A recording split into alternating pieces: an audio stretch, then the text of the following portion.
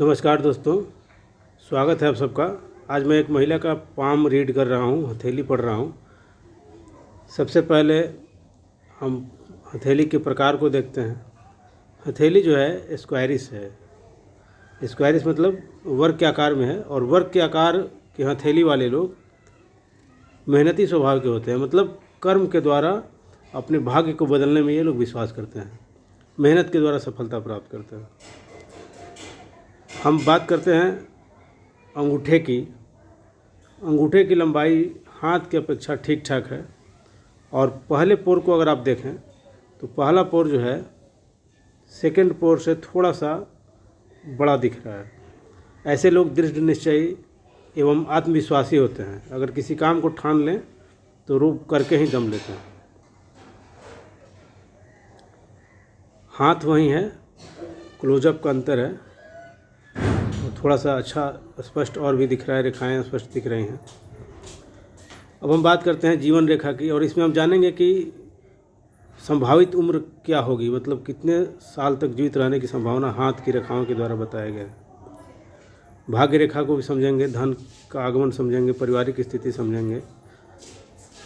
तो ये जो जीवन रेखा है, इसका उद्गम देखें आप।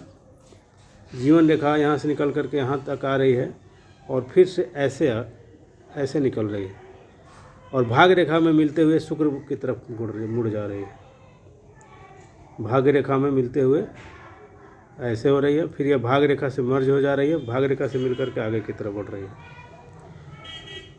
साथ में अगर आप देखें बारीकी नज़र से तो ये जो मणिबंध है यह भी दिखाई दे रहा है आपको। तो मणिबंध साथ में जीवन रेखा, इन दोनों को मिला करके अगर हम देखें तो उम्र, महिला की जो उम्र है वो रहनी चाहिए 80+, 82, 85 हो सकता है, 80+ मानकर चलिए आप। उसके बाद हम उंगलियों की बात करें। कनिष्ठा की अगर बात की जाए तो कनिष्ठा की जो लंबाई है ये अनामिका के पहले पोर तक लगभग पहुंच रही है, या फिर थोड़ी सी अधिक हो रही है। ऐसे हथेली वाले लोग वाक्पटु होते हैं, अपनी बातों को रखने में सफल होते हैं। ये लोग कहीं भी अपनी बात को आसानी से स्पष्ट रूप से रख पाते हैं। तर्जनी की आप देखें, आप तर्जनी की लंबाई, और साथ में ये अनामिका। अनामिका थोड़ी सी बड़ी दिख रही है तर्जनी से। अनामिका की लंबाई तर्जनी से थोड़ी सी बड़ी दिखाई दे रही है। तर्जनी, अब हम अगर बात करते हैं मिडिल मध्यमा की, तो मध्यमा की आकृति लंबाई भी ठीक ठाक है। गुरु का जो क्षेत्र है वह भी बहुत अच्छा है, उत्तम है। ये कहा जाए कि उत्तम है तो बहुत सही रहेगा। शनि भी ठीक है, थोड़ा सा दबाव में महसूस हो रहा है। गुरु का क्षेत्र बहुत अच्छा है। बुध का क्षेत्र भी बहुत अच्छा है। बुध के क्षेत्र में आपको रेखाएं भी दिख रही हैं। बुध के क्षेत्र में रेखाएं भी दिख रही हैं। सूर्य का क्षेत्र थोड़ा सा दबा हुआ दिख रहा है, शनि भी थोड़ा सा दबा है, लेकिन ठीक है फिर भी। और ऐसे लोग आलस कम करते हैं, जो जिस प्रकार के शनि का क्षेत्र है जो दिख रहा है। हम बात करते हैं शुक्र की। शुक्र भी बहुत बड़ा है। ऐसे लोगों का जीवन ऐश्वर्यपूर्ण होता है, मतलब संसाधन से, चाहे जितना भी संसाधन हो, सीमित संसाधन हो, अधिक संसाधन हो, परंतु ऐसे लोगों का बचपन, जवानी अच्छे से व्यतीत होता है। किसी चीज़ का अभाव नहीं होता। कहने मतलब कि जो चीज़ें चाहिए आवश्यकता की वो प्रायः मिल जाती हैं। अच्छा, अब हम यह बात करते हैं जीवन रेखा के साथ साथ। अब हम शुक्र की बात करें तो शुक्र तो अच्छा है। शुक्र अच्छा नहीं बल्कि बहुत अच्छा है। और ये मंगल की हम बात करते हैं तो मंगल थोड़ा सा दबाव में है। तो जब मंगल दबाव की स्थिति में होता है, और साथ में मंगल से कुछ रेखाएं भी आपको जीवन रेखा को काटती हुई नज़र आ रही हैं। जब मंगल के क्षेत्र से जीवन रेखा को काटने वाली रेखाएं निकलती हों और वो आगे की तरफ बढ़ती हों, ऐसे में जातक के जीवन में, व्यक्ति के जीवन में मानसिक परेशानी को दिखाता है। पारिवारिक कारणों से या किन्हीं कारणों से भी हो सकता है। परंतु एक अच्छी बात यह है कि इसमें एक मंगल रेखा भी है, और मंगल रेखा अमूमन सभी हाथों में नहीं पाया जाता, परंतु जिस भी हाथ में हो तो मंगल रेखा जीवन रेखा की सहायक रेखा होती है, और ये मंगल रेखा, ये जो राहु लाइन्स है जो इनको काट रहा है, उसको कम करने के लिए, मतलब सहायक, जिस प्रकार से आप यह मान लें कि बारिश में बरसाती पहन लेते हो तो आपको कम आप भीगेंगे, उसी प्रकार से मंगल रेखा जितनी लंबी होगी उतना अच्छा है, और थोड़ा भी है तो यह सहायक के रूप में काम करता है और बचाता है आपके जीवन को विभिन्न प्रकार की समस्याओं से, बाधाओं से। आगे हम बात करते हैं मस्तिष्क रेखा की।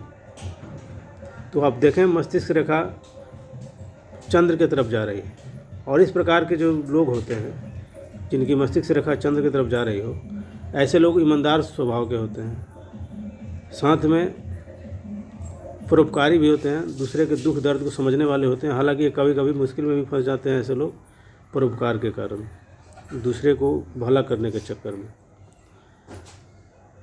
अब हम बात करते हैं हृदय रेखा की।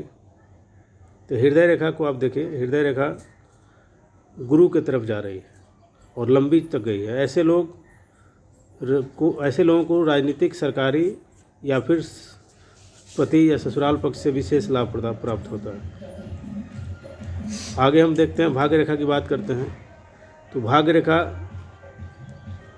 यहाँ से निकला हुआ है और आगे की तरफ बढ़ रहा है, फिर से ये टूटी हुई भाग्य रेखा है, फिर आगे की तरफ बढ़ रही है, और शनि के क्षेत्र में कई लाइन्स दिख रहा है, जो कि जीवन में भाग्य रेखा का टूटना जीवन में होने वाले बदलावों को दिखाता है।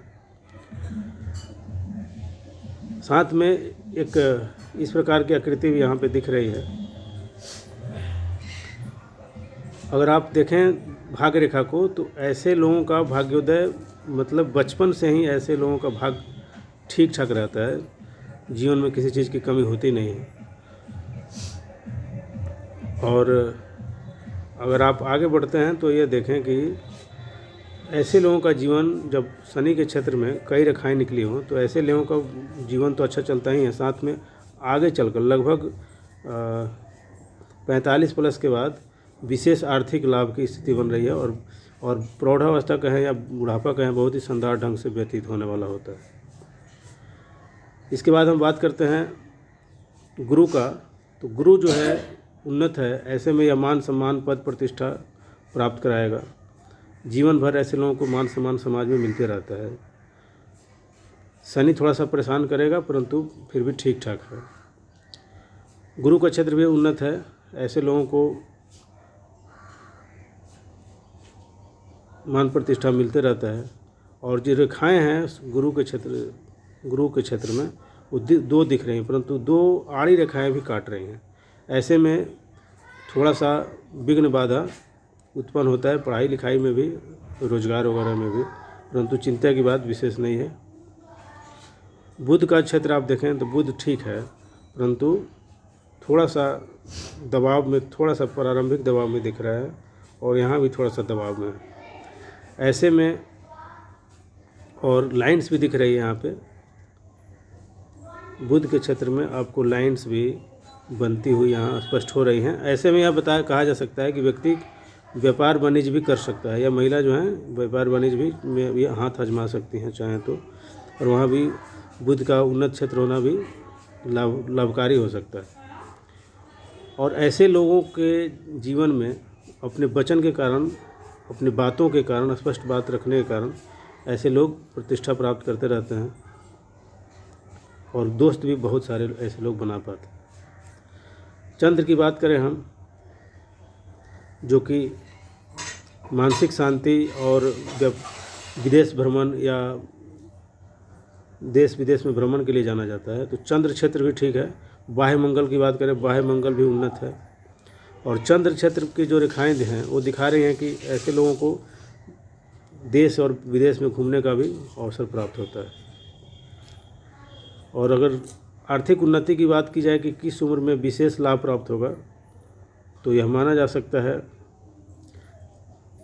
30 प्लस के बाद विशेष आर्थिक लाभ प्राप्त होने की स्थिति बन रही है।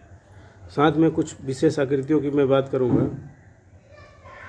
यहाँ पे आप देख सकते हैं इस प्रकार का चौकोर बनता हुआ दिखाई दे रहा है, तो ऐसा होना यह चाहिए कि इस प्रकार के हाथ वाले लोग एक से अधिक या दो से अधिक जगहों पे इनका अपना ज़मीन मकान इनके नाम का होना चाहिए।